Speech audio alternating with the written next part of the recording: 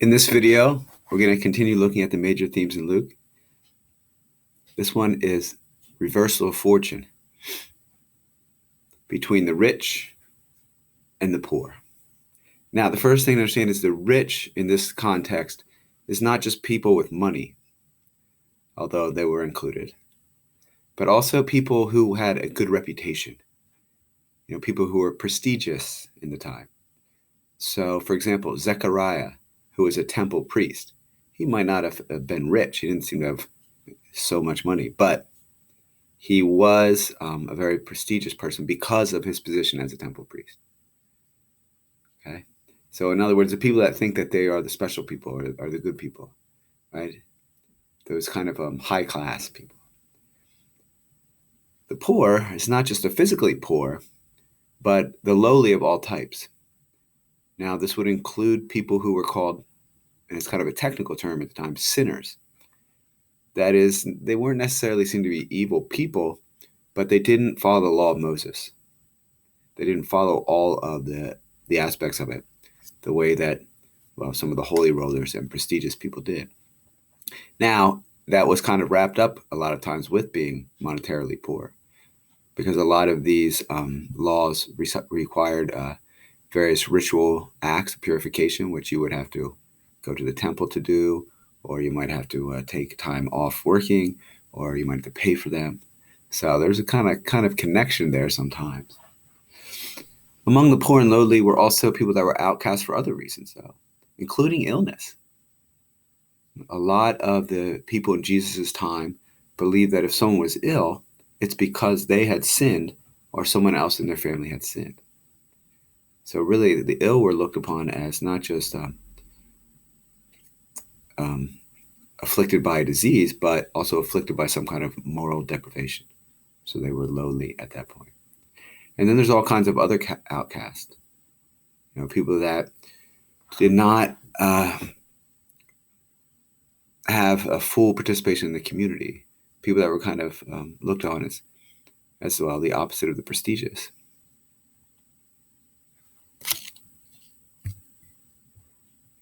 Maybe the low-class people, right?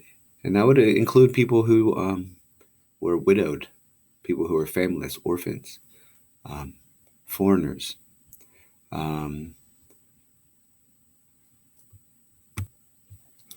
tax collectors, because they worked with the Romans, were really seen as a poor morally. They were very much rejected by the other Jews. And then people who had livelihood that was not in keeping with the moral teachings of Judaism. Sex workers, right, referred to mainly as prostitutes in the scriptures. There's all these things, though, that cause people to be looked on as low class and excluded, right, by the high class people. Again, and this was very morally linked in the minds of the people of Jesus' time. So you'll see that the so-called good people, the so-called rich and prestigious people of Jesus' time, the Sadducees, some of the Pharisees, not all, but some of the Pharisees are like this. The people who are supposed to be the good people, the prestigious people, they chastised Jesus for mixing with sinners, right? For mixing with these low-class, poor, outcasted people.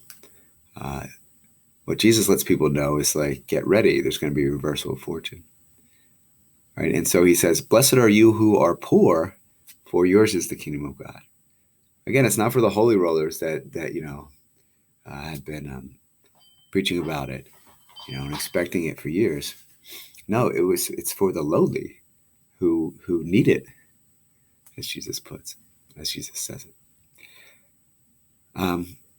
So one of the parables that Jesus tells about this is a parable of a great feast, right? In which a rich man invites all the other rich men and prestigious people to a feast, but they don't come. So he goes out and he ends up inviting just anybody that he can find, right? Including the lame, right? The ill, the blind, the people that have various physical afflictions that were outcasted in Jesus' time. people that were excluded from full participation in the community because they were thought to be um, not as good as the prestigious people.